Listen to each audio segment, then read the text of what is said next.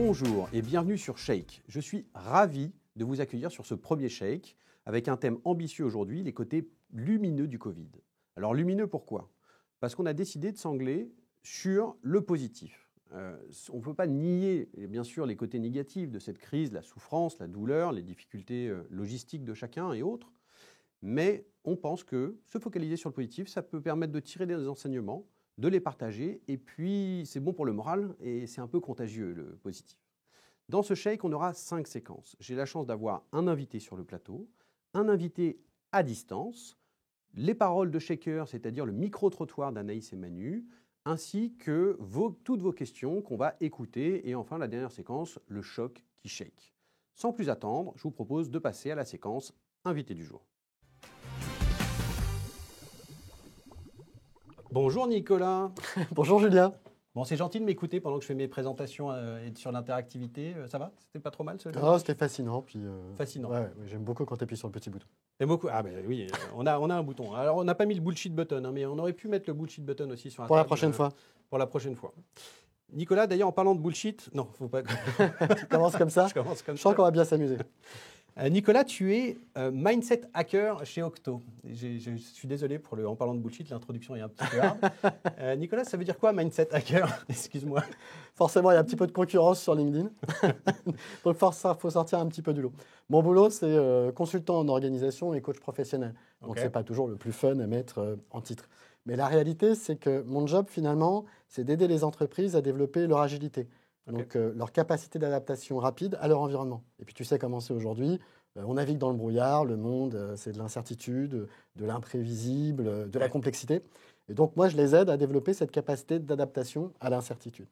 Le truc, c'est que le principal frein ou la principale opportunité, elle réside dans la culture d'entreprise. Tu sais, ces ensembles de croyances, de gestes, de réflexes, toutes ces petites voix qu'on rencontre dans les entreprises du genre non, mais le management, c'est commander et contrôler. Ah. Ou alors, avec le fouet. De préférence. Ouais. Et puis, nous n'avons pas le droit à l'erreur. Ou alors, les clients ne savent pas ce qu'ils veulent, ou encore moins ce dont ils ont besoin.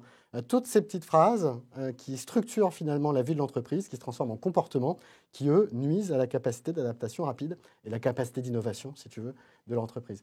Donc, du coup, pour pouvoir les aider, je leur propose d'expérimenter des nouvelles méthodes, des nouvelles façons de faire, façons de planifier, de prioriser, de concevoir ensemble de manière collaborative pour les sortir de ces croyances-là, faire différemment. Et au fur et à mesure qu'ils changent de geste, il se passe un truc assez sympa, c'est qu'ils changent aussi d'état d'esprit. Le fameux mindset. C'est le fameux mindset. Donc, ils commencent à se dire, plutôt que l'information, c'est le pouvoir, ils disent l'information, elle ne vaut que si elle est partagée. Le management, c'est se mettre au service des équipes pour les aider à atteindre leurs objectifs, etc. Alors, du coup, ça te fait penser à quoi quand on parle des côtés lumineux du Covid et que c'est quoi l'application sur des mindsets, sur les cultures d'entreprise ? C'est quoi ? Tout de suite, je pense à la vie de Brian. Brian, in the kitchen ? Exactement. Non, tu sais, c'était la chanson de la vie de Brian des Monty Python, où on cherche toujours à aller voir the bright side of life. Donc, je pense à ça. Mais je pense aussi à cette idée que... Moi, je suis un enthousiaste, je suis un optimiste, comme tu disais tout à l'heure. Donc, je vois toujours le bon côté des choses. En tout cas, j'essaye de trouver à tout problème une opportunité. En fait, je considère aujourd'hui très fortement que tout problème est une opportunité de changer, une opportunité d'apprendre, une opportunité d'évoluer. C'est quasi darwinien, si tu veux. Si on n'évolue pas, on disparaît. Donc, du coup, tu as cartographié les opportunités derrière cette crise. Quelles sont les opportunités de changement de culture ? C'est ça ce que je comprends ? Ce qui s'est passé sur l'année, en observant les entreprises avec lesquelles j'interagis, et les associations également, j'ai repéré 3 tendances, 3 opportunités qui marquent un changement entre l'avant-crise et l'après-crise. À mon sens, en tout cas, j'espère. Le premier changement, c'est l'accélération de la transformation managériale. C'est ce dont on discutait autour de la culture d'entreprise. Donc le fouet, transformer au lieu d'être le fouet qui commandait, contrôlé. C'est ni fouet ni carotte, mais plutôt donner de la liberté, donner de l'autonomie, créer de nouvelles opportunités. La confiance. Beaucoup de confiance et de droit à l'erreur. Donc, là, on est dans le mindset, c'est-à-dire c'est vraiment l'intention culturelle on qui est change. Dans l'organisation et dans la recherche d'une culture plus agile, donc plus à même de s'adapter, en misant avant tout sur la prise d'initiative des employés et des équipes. Et ce qu'on remarque, c'est que les entreprises très agiles, déjà, surperforment là, pendant la crise. Elles se débrouillent très très bien parce qu'elles savent s'adapter en continu à la situation, elles savent naviguer dans le brouillard. À côté de ça, les entreprises plus traditionnelles, hiérarchisées, pyramidales, avec du management en commande et contrôle, elles se rendent compte que finalement, elles ne sont que des gros paquebots lancés à pleine vitesse dans le brouillard avec un iceberg droit devant. Et une inertie. Et une capacité à virer le bord qui est très très faible. Okay. Voilà. Et donc, elles commencent à changer, à se rendre compte qu'elles n'ont plus le choix. Qu'il ne suffit pas de dire aux gens non, mais il faut manager autrement, donner de l'autonomie, de la confiance aux gens qui télétravaillent. Ça ne suffit pas. Et donc, elle ne suffit pas. Il faut travailler sur les cultures, comme tu dis. Donc, tendance 1, accélération de ce changement de posture managériale. Exactement. OK. Tu as dit 3. Ouais, le deuxième, on se retrouve dans un monde encore plus digitalisé. Donc, on est en train d'accélérer la digitalisation parce que forcément, on travaille à distance. Et en plus, il faut trouver de nouvelles solutions pour répondre aux besoins. Clairement. Du coup, on digitalise de plus en plus. Du coup, il se passe un truc, c'est qu'on est en train de repositionner l'IT, l'informatique, les départements informatiques dans les entreprises vers le cœur de la stratégie d'entreprise. Bien sûr. Trop longtemps, on les a considérés comme un centre de coûts, des usines à code, où on leur disait « vas-y, fais ça, et puis dépêche-toi ». Peu importe la qualité, ce n'est pas le problème. Maintenant, on se rend compte qu'il faut qu'ils soient au top de la direction parce que ce qui va se passer demain, on ne sait plus rien faire sans eux, en fait. C'est même pire que ça. Je pense qu'on sait faire des choses sans eux. Par contre, la proposition de valeur de demain des entreprises, elle réside en grande partie dans le digital. Donc, si l'IT est un centre de coûts, ça ne fonctionnera pas. Si par contre, il est au cœur des décisions, là, on ouvre des opportunités. Je parle souvent de la transformation des DSI en DSN, de services informatiques, en solutions numériques pour accompagner les métiers. C'est un peu ce changement-là. C'est tout à fait, c'est ce changement de paradigme-là qui transforme vraiment l'IT non plus en tant que moyen, mais en tant que solution et possibilité. Et ça, c'est très, très riche. Troisième point. Ah, mon troisième point, et c'est sans doute mon préféré. Je pense qu'on est en train de changer de paradigme dans la façon dont on envisage l'entreprise. Alors, je suis désolé, mais moi, le bullshit button, j'appuie dessus. Paradigme, tout le monde n'utilise pas le mot paradigme. OK. Jusque-là, on considère globalement que l'entreprise, c'est un contrat, une fiche de paie et le respect d'un certain nombre de règles. En fait, c'est fini, ça. C'est plus possible. On demande plus aux entreprises aujourd'hui. On leur demande d'abord qu'elles prennent soin des employés. Parce qu'on est à distance, parce qu'on souffre, parce que c'est compliqué. Le Chief Happiness Officer Alors, pas seulement le Chief Happiness Officer qui passe avec ses bonbons. Non, c'est pas suffisant. Il faut que les entreprises, elles sachent comment vont les gens. Qu'elles mettent cette intention de caring, de confiance. Pas de l'intention, des actions. Donc, elles mettent en place des actions concrètes pour aider les salariés. Ça, c'est le premier élément. Mais ce n'est pas le plus important. C'est que les salariés réclament aussi du sens. Obligé. Ils réclament une véritable proposition de valeur de l'entreprise et que l'entreprise, elle prenne en compte la mission. Il ne suffit plus de faire de l'argent et d'accepter d'aller passer 7 heures ou 8 heures de sa journée à faire un truc qui ne nous intéresse pas, mais c'est pas grave, on peut bitcher sur le manager en discutant avec ses collègues à la machine à café. C'est plus possible. On est chez soi. Donc, et en plus, on est en pleine crise. Donc, on veut faire des choses qui font sens. Du sens, de la confiance. Et du coup, le truc, c'est qu'on demande et on exige à l'entreprise, moi en tout cas je l'exige, d'avoir et de réfléchir son impact sociétal et son impact écologique. Parce qu'aujourd'hui, c'est ce dont on se soucie, nous, en tant que consommateurs, en tant qu'individus plus que jamais. C'est ça. Et du coup, en tant qu'employé aussi. C'est cette notion d'alignement sur les aspirations individuelles, collectives et du coup de la société au sens large, quoi. C'est un alignement. Mais c'est très bien dit. C'est très bien dit. C'est très bien merci, dit. Écoute. Bon, c'était l'intro seulement, donc je t'arrête là. Parce qu'en plus, tu parles de sens. Et on a aujourd'hui Armel, notre grand témoin, qui vient avec Aurore. Et je pense qu'en termes de sens dans l'action sociale et sociétale, on peut difficilement faire mieux que l'association Aurore, j'ai grand plaisir aussi à présenter à l'occasion. Donc on passe à la séquence du grand témoin du jour.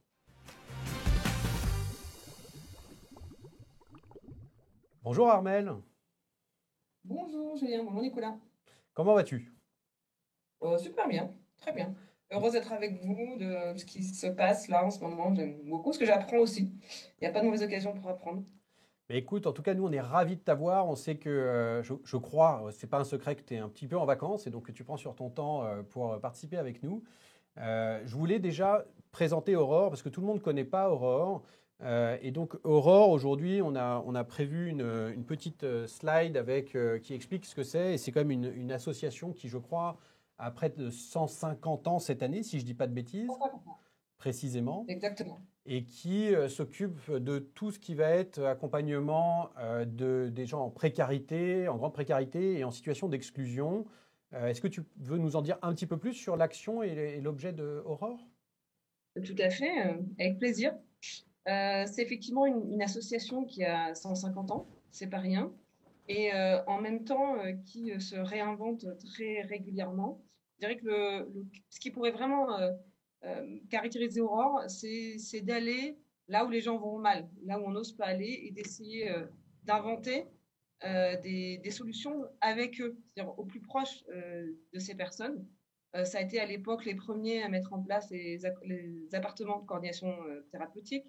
Aurore est évidemment impliquée dans Un toit d'abord, cette expérience qui permet de mettre des gens sans abri avec des maladies psychiques directement dans un appartement sans passer par les cases de centre d'hébergement.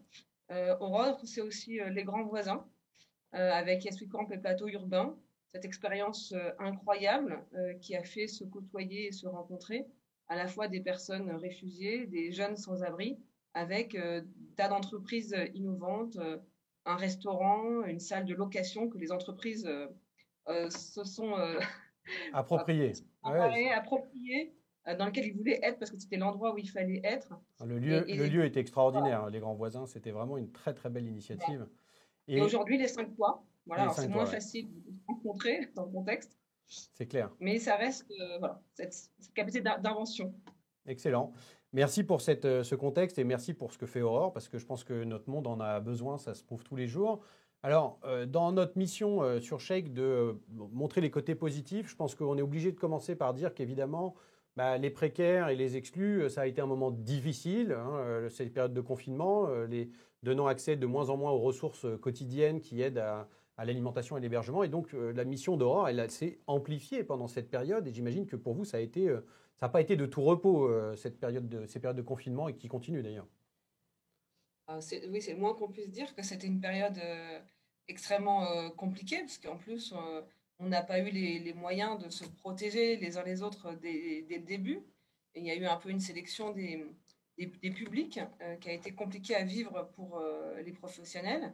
Et en même temps, ça a été un moment extraordinaire.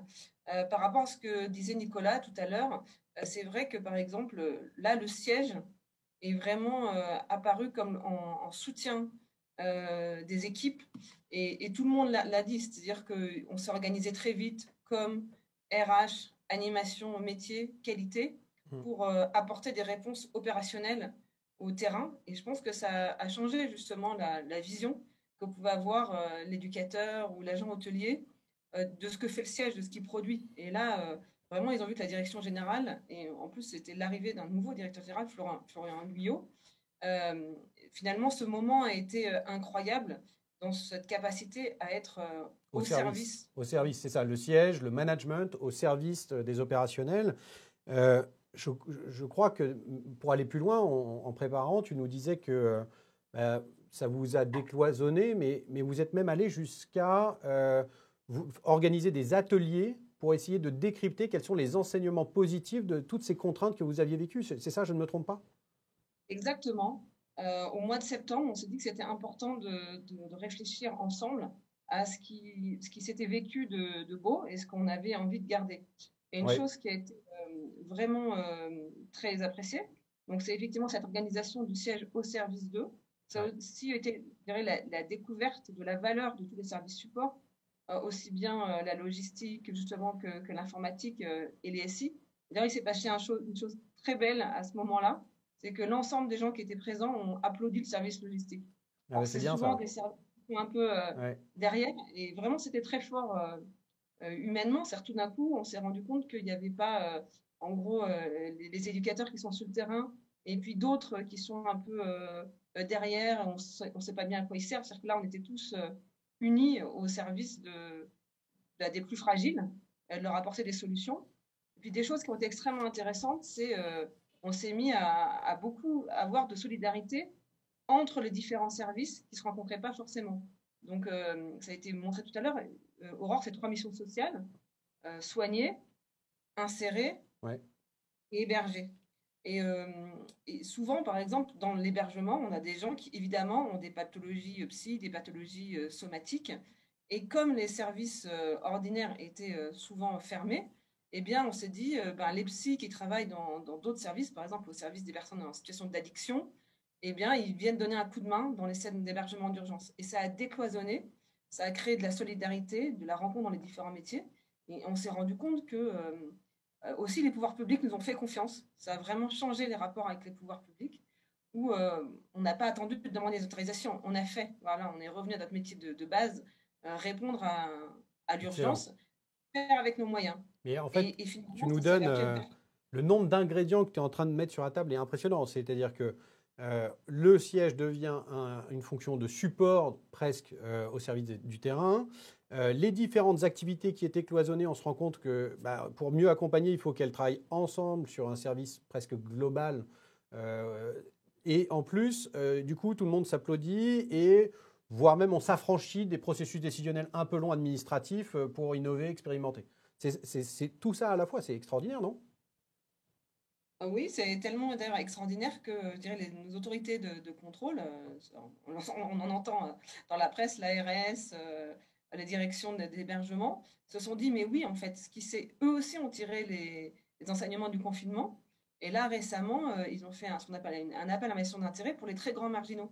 Ils se sont rendus compte que les associations avaient été capables, en inventant et en décloisonnant leurs différents services, de trouver des solutions pour ces gens qui acceptent en général peu de rester dans un hébergement ordinaire. Ouais. Du coup, là, on a fait avec des caravanes, avec des baraques pour leur permettre de venir avec leurs animaux, etc. C'est des gens qui peuvent avoir aussi des addictions. Et on a fait venir des personnels qui ne travaillent pas dans ces services pour que ça se passe bien, parce qu'il n'y avait pas le choix. Et Ouais, aujourd'hui, c'est en train de devenir un modèle. Et ils nous disent, allez-y, continuez à excellent. proposer. Nicolas, est-ce que ce n'est pas une belle illustration de ce que tu disais? Qu'est-ce que tu penses de ce... Écoute, je trouve l'histoire d'Armel extraordinaire. Elle illustre parfaitement ce qui est en train de se passer, aussi bien dans le monde associatif que dans le monde des entreprises. Ce que d'autres avaient identifié depuis longtemps, mais qu'on n'arrivait pas à généraliser. Et au final, oui, si on permet à des collectifs de sortir de leur silo, de s'organiser ensemble, librement, en toute autonomie, pour atteindre un objectif qui fait sens pour eux, rien n'est impossible. Rien n'est impossible. Pire, on se rend compte qu'en plus, que juste là, on était enfermé dans des habitudes assez loin du bon sens, dans la façon dont on s'organisait, la façon dont on prenait des décisions. Parce qu'il faut le dire, les entreprises, globalement, les collectifs humains manquent souvent de bon sens. Et là, quand on se remet face à une situation dans laquelle on est engagés tous ensemble, c'est presque facile. Presque. Excellent. Facile. Et Armel, tu vois, tout ce que tu as cité, moi, je trouve ça extraordinaire. Le fait surtout que vous ayez pris le temps d'organiser des ateliers pour vous poser la question, on a innové, on a expérimenté, on a tout changé, qu'est-ce qu'on garde? Je trouve ça génial, c'est-à-dire se dire, on va essayer de pérenniser ce changement. Aujourd'hui, avec un peu de recul, est-ce que tu as l'impression que vous allez réussir à transformer ces enseignements en usage vraiment quotidien, en nouveaux outils de travail, en fait?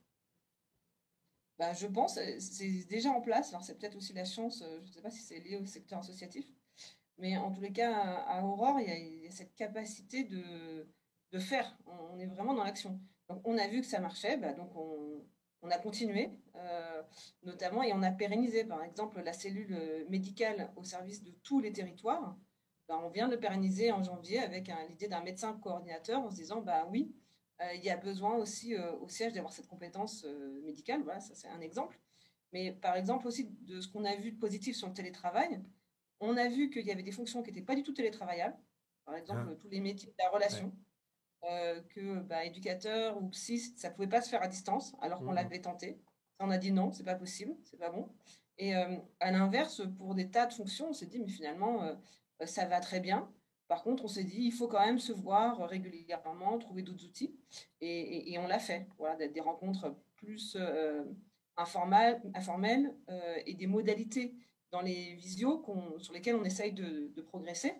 Et on a eu aussi, je voulais te dire, parce qu'en plus, ils viennent d'Octo aussi, on a eu beaucoup de partenaires privés qui sont venus vers nous. C'est-à-dire, c'est pas nous qui sommes allés les démarcher pour nous dire, mais on veut bien, on veut vous aider financièrement, mais aussi en pro bono, pour vous aider à penser vos organisations et être plus performants. Et ça aussi, c'était très beau de voir cette solidarité des entreprises privées. Ça va bien avec ce que tu disais, Nicolas, tout à l'heure, de donner du sens à son entreprise. J'imagine une entreprise qui dit à ses collaborateurs, voilà, si vous voulez, vous pouvez aller aider Aurore sur ses missions. Il n'y a pas mieux pour créer du sens. Oui, c'est super important. On ne peut pas toujours avoir des missions qui font sens. En tout cas, ça peut être un peu difficile. Donc, il faut quand même créer des espaces. On a la chance chez Autodectologie de faire partie de ces boîtes conseils de politique-là et de se dire, voilà, on peut mettre en place du pro bono, du mentorat de compétences, identifier des associations, des sujets, et puis on va débloquer du budget pour pouvoir les accompagner. Et ça, c'est excellent. En termes de fidélisation, d'une part, c'est extraordinaire. Fidélisation des collaborateurs. On parle des problèmes de turnover, de marque employeur. Exactement. On a quand même plus envie de rester dans une boîte qui donne cette opportunité d'avoir un impact sociétal. Tu vois mais l'alignement entre ses valeurs perso et... Alors, c'est congruent, ouais. Tiens, pour utiliser un autre buzzword, on peut être aligné entre ses valeurs perso et la réalité de son travail. Et ça, c'est magique aussi, c'est un vrai changement. Et en plus de ça, pour l'image même de marque de l'entreprise, alors, pas au sens de dire au public on fait ça, mais bien de se dire oui, nous, entreprise, c'est important pour nous d'être utile et on s'en donne les moyens, ça change tout. Ça change tout. Merci Nicolas. Alors Armelle, tu restes avec nous. On va enchaîner sur une autre séquence et je rappelle juste à toutes nos audiences, si vous nous regardez sur le site chèque-media.com, vous n'hésitez pas à poser vos questions sur l'outil d'interactivité sur le côté. Si vous nous regardez sur LinkedIn en live ou sur Facebook, sachez que les commentaires, je ne peux pas tous les lire, donc c'est mieux d'aller sur chèque-media.com. On s'ajuste, c'est la première. On est ravis d'être en live, mais si vous voulez interagir, il faut aller sur le site web. Maintenant, ce que je vous propose, c'est de partir dans la rue, parce qu'on a posé la question avec un micro-trottoir que notre Dream Team Anaïs et Manu a tourné. Et donc, la question pour vous, c'est quoi le confinement? C'est quoi les côtés positifs, négatifs? Allez, libérons la parole. C'est parti pour les paroles de Shaker.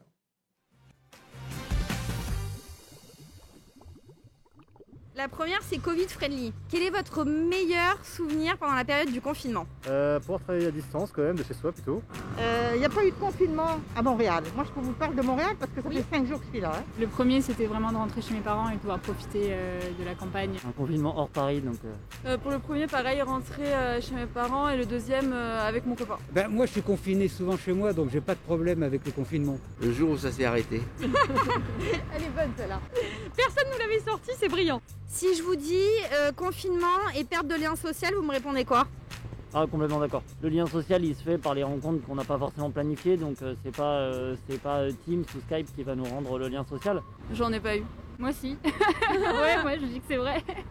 Ouais, pareil, je suis arrivée dans une école cette année et je connais personne parce qu'on a été confinés direct. Alors ça dépend pour les personnes. Enfin, nous, on a maintenu du lien social avec les réunions virtuelles. Enfin, on a fait plein de choses comme ça. Hélas, oui. Parce que bon, les apéros, FaceTime et autres, ça... C'est pas la même chose, quoi. Donc il y a quand même un isolement, quand même. Un isolement, ouais. Est-ce que vous avez préféré le premier ou le deuxième confinement? Le deuxième était plus souple, hein. Moins difficile que le premier. Ouais, le premier, j'étais à la mer, donc c'était sympa. Deuxième, on était ici, on a fait des belles découvertes aussi. Les deux ont eu leurs avantages et leurs inconvénients. Quand même le deuxième, parce qu'il a duré moins longtemps déjà. Le premier confinement, il y avait aussi quand même le côté un peu nouveauté, donc on se prenait moins la tête. Si vous aviez 3 mots, juste 3 mots pour définir le télétravail, ce serait quoi? Non-stop, fatigant et vraiment stressant. Concentration, solitude, je dirais, et confiné dans le sens où il n'y a pas beaucoup d'espace. Avenir, flexibilité, écologie. Est-ce que vous diriez que le confinement a eu un impact sur le comportement de votre employeur? Je dirais que je le vois moins, donc oui, d'un certain côté, ouais. Vous savez, moi j'ai commencé mon nouveau travail en février, donc un mois avant le confinement. Donc ils ont été impeccables jusqu'au bout par rapport à ça. Ils nous faisaient confiance, ça c'est une chose importante. C'est fini pour aujourd'hui. Julien, à vous les studios. Ok, top ce micro-trottoir, merci Anaïs et Manu. Nous, on voit là d'ailleurs en plateau. Alors Nico, qu'est-ce que tu en penses? C'est frais, non? C'est sympa? Écoute, alors en effet, on trouve les gens contents. C'est important de pouvoir revenir sur ce qui s'est passé. Et en plus, vous le prenez sous le prisme de en quoi c'était bien. Ça commence comme ça, bien c'est sûr, plutôt sympa. C'est un peu l'objectif. Et ensuite, on peut un petit peu prendre le temps de se dire mais qu'est-ce qui ne marche pas? Qu'est-ce qu'il faudrait améliorer? Et je vois des symptômes que je retrouve dans la plupart des entreprises dans lesquelles j'ai la chance d'intervenir. Je peux te partager un truc un peu perso. Moi, j'ai adoré le premier confinement. J'étais chez moi, je n'étais plus obligé de sortir. Il y avait la famille. Et puis, il y avait cette autorisation, j'avais cette chasse-là, autorisation d'adapter ses horaires de travail, d'adapter ses façons de faire, de pouvoir s'occuper des enfants qui n'allaient pas à l'école, etc. On a tous reçu, nous, dans notre entreprise, cette injonction très sympathique de se dire bon, il faut maintenir le chiffre d'affaires, mais attention, le plus important, c'est que vous prenez soin de vous. Vous ne pouvez pas faire autant à distance qu'en présentiel, c'est pas possible à date. Okay. Donc prenez de l'humilité, de la liberté, de la confiance. Et donc moi, j'ai adoré cette période-là. Alors, bien sûr. J'en profite juste pour remercier nos interlocuteurs, nos auditeurs en ligne qui coachent la régie, qui avaient peut-être oublié d'ouvrir mon micro. Merci de nous aider à faire une émission meilleure en humilité et en confiance. Voilà, donc on est dans les codes, hein, c'est juste histoire de le dire. Donc je ne sais pas ce que vous avez raté que j'ai dit, c'était probablement la meilleure phrase. Hein, désolé. Donc je disais, oui, donc toi tu dis cette liberté, alors ton entreprise t'a donné cette liberté. On va le regarder dans les chiffres tout à l'heure parce que toutes les entreprises n'ont pas donné cette liberté. Et en plus, il y a un retour en arrière, c'est-à-dire que... ça a été cité d'ailleurs, hein, certaines personnes disent aussi, si je ne dis pas de bêtises, beaucoup d'entreprises n'ont pas su pérenniser et sont revenues aux bonnes vieilles habitudes. Oui. D'ailleurs la suite c'était bravo Aurore, Armelle, tu vois, tout le monde n'a pas fait ce que vous avez fait. Et, on regardera les questions après, mais... excuse-moi, je t'ai coupé, mais je voulais quand même demander à Armelle son avis sur ce micro-trottoir, parce qu'on parle du lien social, et le lien social, je pense que c'est quelque chose qui est important, forcément pour Aurore, d'entendre tous ces gens qui se plaignent de l'absence de lien social. J'imagine que c'est ce que vous avez vécu aussi. Alors, moi, à titre personnel, pas du tout, mais je sais que pour les personnes âgées, c'était vraiment terrible, parce que les moyens numériques, ils en sont quand même privés, hein. Je rappelle juste un chiffre, 27% des plus de 60 ans n'ont pas accès du tout à Internet. Donc les WhatsApp et autres, c'était très compliqué. La fracture numérique, la fameuse fracture numérique a amplifié les difficultés sociales. Et qui touche les personnes âgées et les plus pauvres. Donc effectivement, par exemple, pour Aurore, pour maintenir les enfants qui étaient dans les centres, pour qu'ils puissent continuer à faire les cours à l'école, ça a été compliqué. Et heureusement, on a eu des soutiens forts de certaines entreprises, notamment Google, Boulanger, etc., sur cette thématique. Et on a pu procurer très rapidement des tablettes et autres aux enfants. Mais on voyait que les parents n'étaient pas forcément très agiles avec ce type de technologie. Et là, on a vu effectivement une nouvelle fracture. Alors, on a un peu de data, nous. On a fabriqué un petit peu de data. Et donc, je vous propose de passer à la séquence du choc qui shake. Parce que, voilà, séquence. Alors, la première data que je vais vous demander d'analyser, on a posé la question donc dans ce baromètre Social Dynamite, pandémie, Covid-19 et rapport au travail. Première question, à quelle fréquence aviez-vous des contacts avec votre employeur ? 4 possibilités, 1 fois par jour, 1 fois par mois, 1 fois par semaine, et la quatrième, un peu plus fun, si peu que je ne m'en souviens plus. Alors, je vous montre les résultats et vous me dites ce que vous en pensez. Donc, on a globalement une très grande majorité qui est entre 1 fois par jour et 1 fois par semaine, donc ce que je pense être pas mal. Armelle, est-ce que vous aviez mis des consignes, des recommandations à vos managers à ce niveau-là, chez Aurore, sur le maintien du lien ? Je dirais non, mais c'est tellement l'évidence. C'est ça. En plus, chez nous, on n'imagine pas un chef de service qui n'est pas en contact quotidiennement avec ses équipes. Ouais. Et la plupart, ils étaient sur le terrain. Et dans les fonctions support, on était tellement à fond pour être auprès de répondre, présent à toutes les demandes du terrain, que forcément, il y avait une interaction quotidienne. D'accord, mais je pense que je suis d'accord avec toi, c'est de l'évidence. Mais Nicolas, toi qui regardes peut-être plus d'entreprises, quand tu vois ce graphique, cette répartition, qu'est-ce que ça t'illustre ? Oui, ça ne m'étonne pas, c'est bien ce qu'on observe dans les entreprises, la perte du lien aussi avec l'entreprise. Moi, j'ai eu de la chance, donc chez Autotechnologie, les fonctions support qu'on appelle les fonctions cœur chez nous, elles ont tout fait pour... Stop.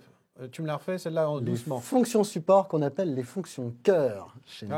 Donc déjà, la sémantique a un impact sur le mindset et la culture de l'entreprise. C'est ça, il y a du cœur, il y a du care. Elles se sont vraiment saisies du sujet pour nous informer très régulièrement, pour mettre des moyens à disposition pour faciliter notre vie, et puis aussi pour faciliter les échanges. Alors, ce qui s'est passé aussi, c'est que ce soit chez Octo ou chez d'autres entreprises avec lesquelles on interagit, qui sont très agiles, on a une forte attention à la qualité du collectif. Comme le disait Armelle, pour nous, c'est la base de se dire qu'il faut qu'on ait des interactions quotidiennes, qu'on se voit à la fois sur le formel et sur l'informel. C'est vraiment très important. Excellent. Du coup, sans machine à café, il a fallu réinventer ça. Et ce qui s'est passé, c'est qu'on a tous cherché des solutions et on les a tout de suite partagées. Les premières semaines du confinement, il n'y avait pas un jour sur 5, 6, 7, 8 partages de différentes équipes, de différents consultants pour dire voilà ce qu'on a fait ici, ça marche bien, on a testé ça, ça ne marche pas. Alors vas-y, donne-nous un tip, un hack de la machine à café. Comment tu remplaces la machine à café? Bah, écoute, très vite, j'ai des équipes qui ont mis en place le café du matin. Oui. Et donc, à heure fixe, non pas pour dire ce qu'on a fait la veille et ce qu'on va faire le lendemain, ça on le fait aussi, mais plutôt pour débriefer. C'est pas un objectif managérial de tout doux. Pas du tout. C'est vraiment le café du matin. On a eu aussi le thé ou le café du 4 heures, éventuellement avec jeux vidéo au passage. Donc, j'ai des équipes qui ont réinventé la pause pour être sûr de maintenir un lien informel. Parce qu'en fait, ce qui fait le lien entre les gens, c'est pas le travail, c'est le travail ensemble. Et là où on se dit les choses les plus importantes, c'est souvent dans les moments informels. C'est la machine à café. Alors, j'enchaîne en parlant de médias. Donc, via quel canal vous êtes resté On n'a pas mis la machine à café virtuelle ici. On aurait peut-être dû mettre. Donc, il y avait téléphonie, visio, mail. Bon, assez traditionnellement, les canaux sont très utilisés et la visio prend beaucoup de place. C'est un enseignement. Moi, j'y ai mis là mon choc à moi. C'est quand même, c'est pas beaucoup, 3,7%, mais il y a quand même 3,7% qui posent la question, est-ce que les fiches de paye, ça compte comme rapport avec mon employeur? Voilà, moi, ça m'a choqué, donc je l'ai mis. Une réaction peut-être d'un point de vue mindset, culture, on en parle? Je trouve qu'il y a une merveilleuse opportunité pour toutes ces entreprises à revoir leur façon d'adresser le lien avec leurs employés et inversement. Yes. Alors, on rentre dans le plus sérieux. Et on va pas. C'est vrai que le graphique est un peu complet et les questions sont. Donc, c'est un baromètre, c'est des études assez sérieuses.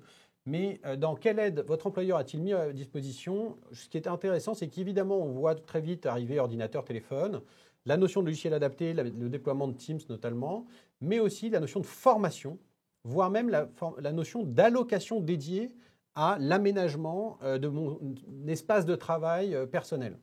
Est-ce que c'est quelque chose d'abord, Armelle, vous, que vous avez réfléchi, ces sujets-là? Est-ce que c'était des enjeux que vous aviez balisés? Ça a été fait, et d'ailleurs dans les ateliers dont on parlait tout à l'heure, on a vraiment tout de suite proposé aux salariés beaucoup de formations sur le numérique, et on a mesuré l'impact social pour les personnes accompagnées de ce numérique, comment ils l'utilisaient, ce qu'ils en font. On a vraiment essayé de comprendre les usages pour adapter nos modes d'intervention au mieux. Ouais. Et donc aujourd'hui, on a capitalisé là-dessus pour savoir que c'est mieux d'équiper des salles, est-ce qu'il faut quelqu'un avec, est-ce que c'est une prise en main. Et on a aussi beaucoup misé sur la notion de s'entraider entre pairs. Et y compris parmi les personnes hébergées ou malades, c'était une manière de valoriser ceux qui savaient faire. C'est-à-dire tout d'un coup, ils pouvaient être meilleurs que l'éducateur ou que le chef de service pour savoir utiliser certaines applis. Et c'était une manière de valoriser et qui se sentent utiles. Et ça a vraiment permis ça. Et ça, c'était plutôt bien. Et puis, à l'intérieur des équipes, certains ont formé les autres, plus tous les outils qu'on a mis à disposition, tutos, liens, etc., pour que les personnes rapidement puissent prendre en main les outils nécessaires. Puis après, on a aussi fait beaucoup le téléphone. Bien sûr.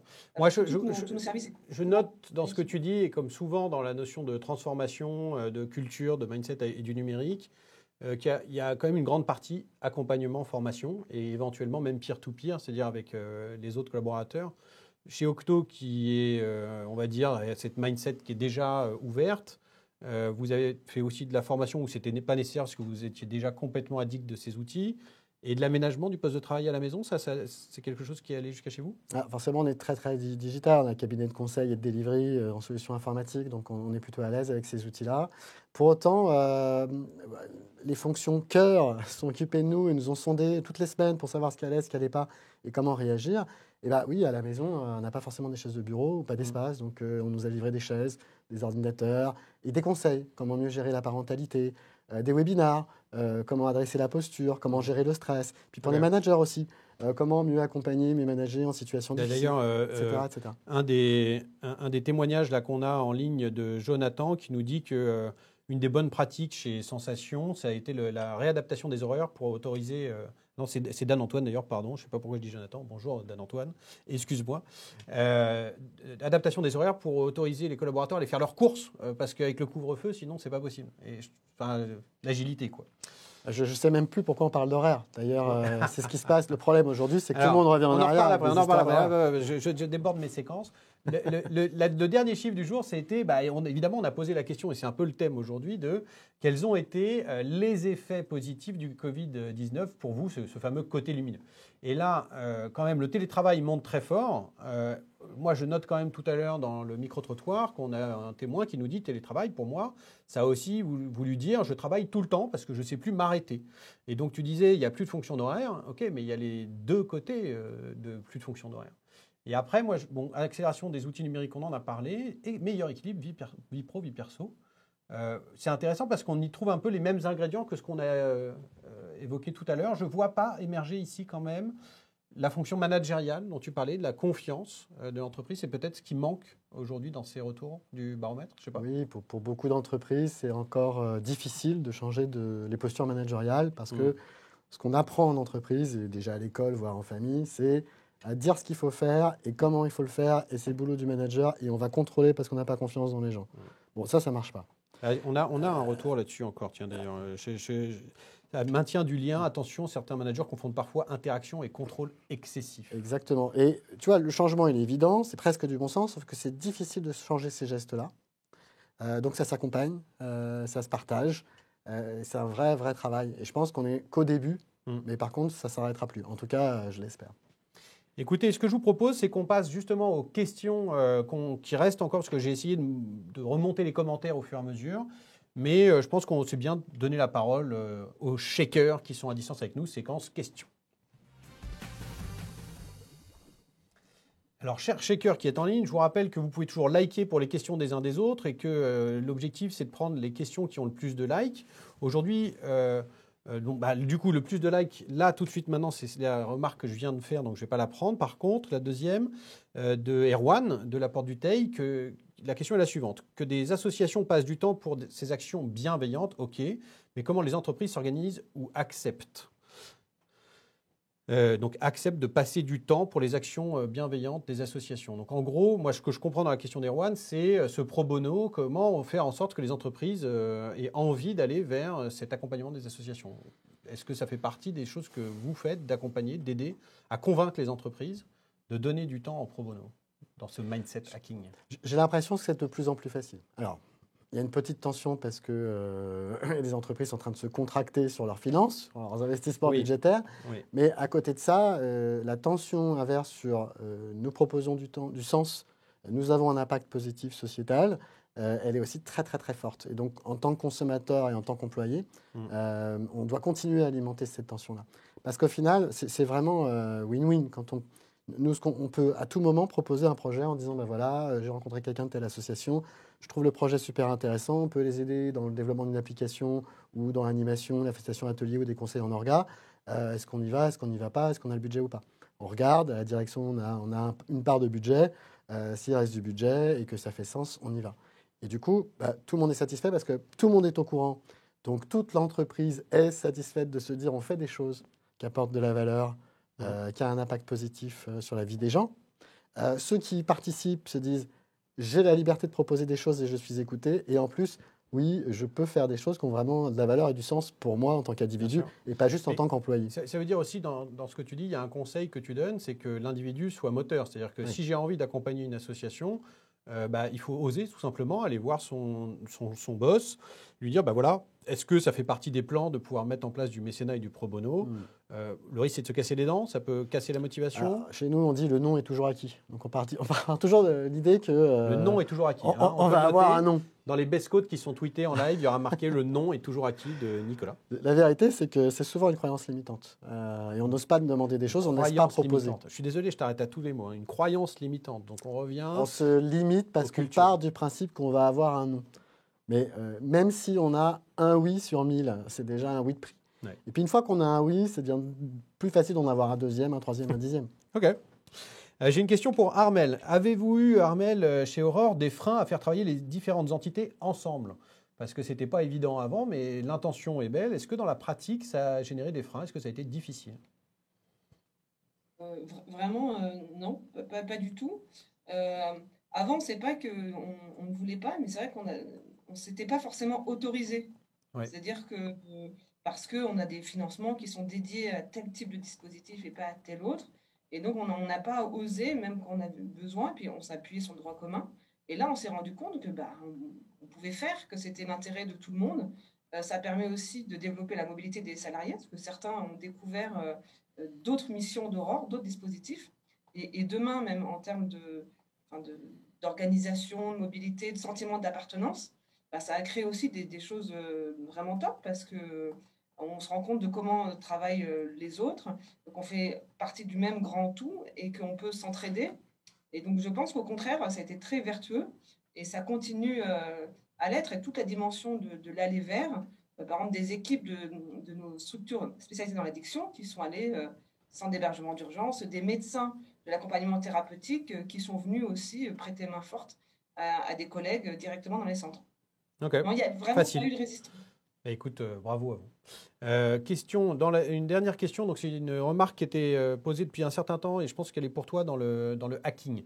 C'est une remarque de Lionel Babin, des petits frères qu'on connaît bien, qui est le DSI, des petits frères d'ailleurs, et qui nous dit un des problèmes est que tout le monde se dit ou se croit informaticien ou DSI, tout le monde a un ami ou un cousin qui conseille. Comment faire pour avoir une parole écoutée, simple et qui impacte? Parce que mine de rien, les sphères d'influence sont nombreuses sur ces sujets. Et c'est vrai, il y a des tendances, il y a des nouveaux outils toutes les 10 minutes. C'est pas simple de donner et d'insuffler une direction. Qu'est-ce que tu lui donnerais comme conseil? Oui, c'est pas simple. Alors après, ce qui est vrai, c'est que le monde d'aujourd'hui démontre clairement que l'informatique, c'est un métier et que les entreprises qui aujourd'hui dominent, notamment les GAFA, donc les Google, les Amazon, etc., sont des entreprises informatiques qui ont démontré que c'était un vrai métier avec des vraies pratiques d'ingénierie. C'est un artisanat, au bon sens du terme, qui se respecte et qui doit être écouté. Et elles le démontrent et elles réussissent. Ouais. C'est des success stories de malades. Pas toujours très éthiques, mais de superbes success stories. On en parle au prochain Shake. Donc, il ne faut pas hésiter à le mettre en avant. Il ne faut pas hésiter aussi à utiliser la troisième voie, appeler le consultant. C'est assez bizarre. Il paraît que nul n'est prophète dans son pays, mais alors le consultant est toujours accueilli à bras ouverts. Il a la vérité quand il répète ce qu'on dit déjà en interne. Et le dernier élément, moi, c'est ce que je pratique beaucoup. Je fais des petits pas, je fais des petites expérimentations. Je me dis, tiens, je vais faire une petite chose qui va m'aider à démontrer que je peux apporter de la valeur plus vite, avec des solutions informatiques apportées par des experts. Il y a quand même un élément, il faut écouter la voix de l'informatique, mais il faut aussi aider tout le monde à se parler, à concevoir ensemble. Les métiers, les ingénieurs, les marketeurs, ceux qui ont besoin, les clients, les utilisateurs, ceux qui ont des besoins dans les associations. Il faut que ces gens-là, justement, sortent des silos pour concevoir ensemble des solutions. Parce que l'innovation, elle est là. Hein. Elle est dans la confrontation des talents et des expertises. Merci Nicolas. Alors, c'est toujours frustrant parce que j'aimerais pouvoir augmenter le débat, mais je vois l'heure qui tourne. Et je voulais absolument demander à nos auditeurs de nous aider à conclure ce Shake. Et donc, pour nous aider à conclure, dans l'outil d'interactivité, vous venez de voir arriver ce que j'ai appelé une battle de mots-clés. Et donc, en fait, c'est un simple nuage de mots qu'on va travailler ensemble. Et pendant qu'on va ériger des conclusions avec nos invités, je vous invite, vous, en ligne, à nous envoyer des mots-clés que vous pensez qui conclut ce Shake. C'est qu'est-ce que vous en avez ressenti, retiré en mots-clés. Hein. S'il vous plaît, faites pas des phrases trop longues.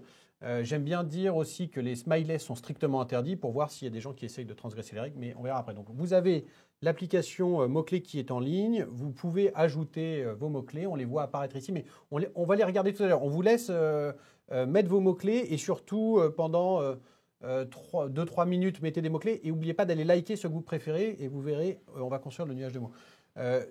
Pour conclure, peut-être Armelle, pour commencer cette conclusion, aujourd'hui Armelle, toi tu perçois comment la suite de ce changement culturel? Est-ce que, et ma question se précise, est-ce que ça ne fait pas beaucoup de changements d'un coup? Est-ce que vous arrivez à tenir le rythme de tous ces changements? Parce que l'agilité, c'est bien, mais il y a un moment, est-ce qu'on ne risque pas de se perdre avec des processus qui changent trop vite? Alors, effectivement, la surchauffe, c'est toujours ce qu'on peut craindre parce que les gens ont besoin d'un peu de stabilité. En même temps, dans notre secteur, on est tellement à changer, à s'adapter. Je ne sais pas, par exemple, dans nos foyers d'accueil migrants, avant, on accueillait plutôt tel type de population et du coup, on savait telle langue. Aujourd'hui, c'est les personnes originaires d'Afghanistan qui viennent. On a dû traduire en pacho et en dari. Voilà, et c'est d'Érythrée. Donc, depuis tout le temps, on a cette culture de l'adaptation permanente. Après, c'est vrai que les professionnels de terrain, les travailleurs sociaux, ils n'aiment pas trop tout ce qui est process. Mais dès qu'ils en voient, c'est ce que disait Nicolas, dès qu'ils en voient l'utilité, c'est-à-dire si ça facilite leur boulot, eh bien, ils en deviennent tout de suite les meilleurs ambassadeurs. En tout cas, Et ça, c'est vraiment l'idée des quick wins. Oui. Ça marche tout de suite. Hein. Quand on leur dit ça va vous éviter de faire des tickets, d'accrocher vos feuilles de frais si vous utilisez tel outil, dès qu'il y en a un qui le fait, et c'est là aussi où il faut être malin, effectivement, par rapport à ce que disait Nicolas, c'est-à-dire que quand on explique les nouveaux process, c'est pas le DSI qui doit venir, c'est un utilisateur qui doit venir avec le DSI qui explique en quoi, lui, ça lui est utile. Et forcément, après, l'appropriation, elle marche beaucoup mieux. Bien sûr, le terrain. Mais et c'est ce qu'on fait aussi dans nos réunions. On fait en sorte, par exemple, de faire intervenir non pas les gens du fonction support qui a créé le process ou l'outil, mais un utilisateur de l'outil qui a fait partie du groupe pilote, parce que forcément, il est plus crédible. Il va parler un langage que les autres utilisateurs potentiels vont mieux comprendre. Excellent. Merci Armelle pour cette première conclusion. Reste avec nous, j'ai une deuxième, tu vas voir après. Nicolas, et toi, si tu devais faire une petite conclusion de tout ça, qu'est-ce que tu voudrais partager ? Sur les 3 piliers, peut-être qu'il faut y revenir, ou le dernier, insister sur ce dernier pilier Je pense qu'il faut qu'on soit tous vigilants. Alors moi, je suis un optimiste. Bon, pour autant, est-ce que le monde d'après va être très différent du monde d'avant ? On l'a vu, il y a un problème d'élasticité. Les changements, ils sont vite oubliés. Ce qu'on appelle l'homéostasie. Le système, il revient dans son état initial. Et puis on l'a vu, dans les commentaires, on voit vraiment qu'aussi le monde se divise en 2 catégories. Donc ceux qui ont un pistolet chargé et ceux qui creusent. Mais globalement, ceux qui vont dans ces mouvances de changement culturel, mais il y a aussi ceux qui, dans la peur, dans le management par la finance, amplifient un management à l'ancienne. Oui. Donc, pour autant, alors je vais dire un truc horrible.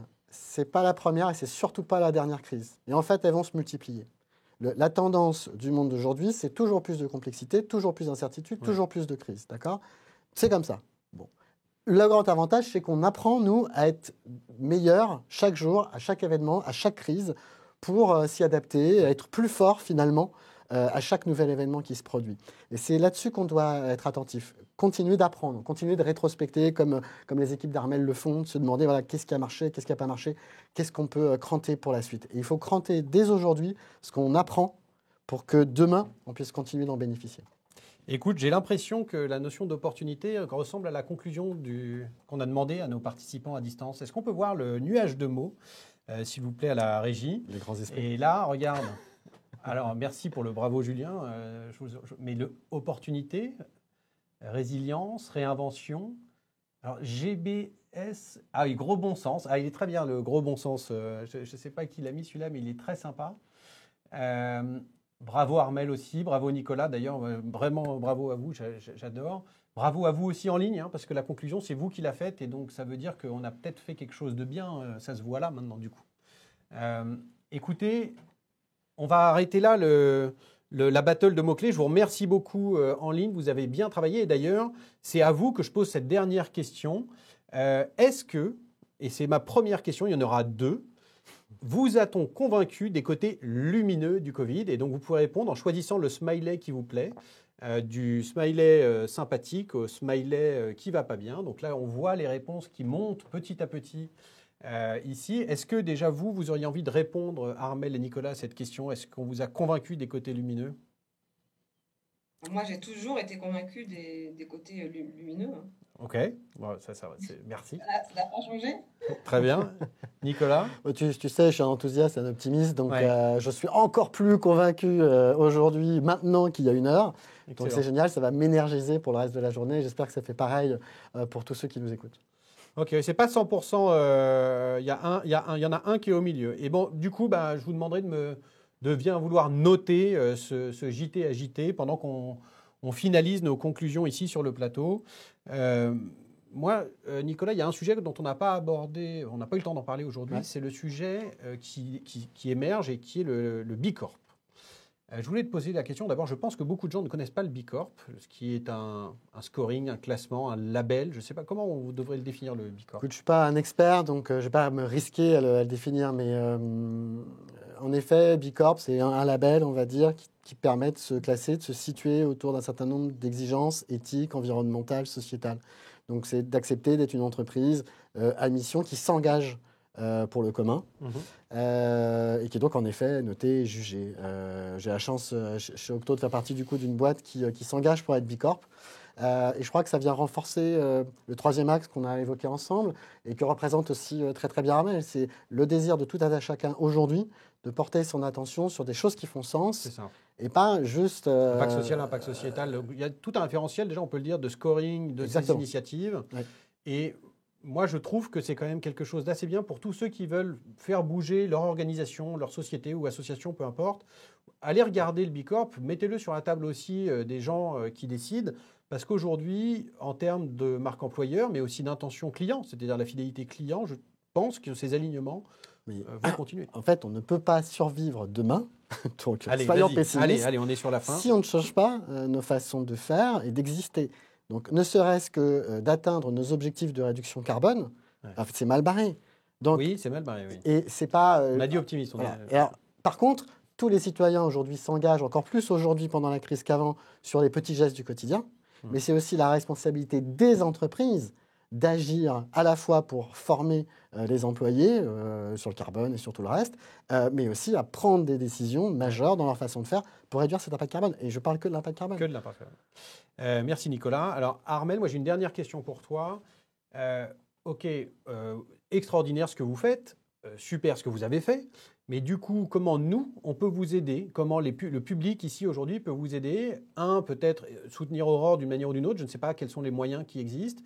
Et deux, peut-être simplement féliciter vos équipes qui ont réussi à s'adapter dans l'agilité pour essayer peut-être de leur démontrer qu'il y a un soutien aussi externe et peut-être vous soutenir moralement aussi dans cette situation. Qu'est-ce qu'on peut faire, Armelle, pour aider?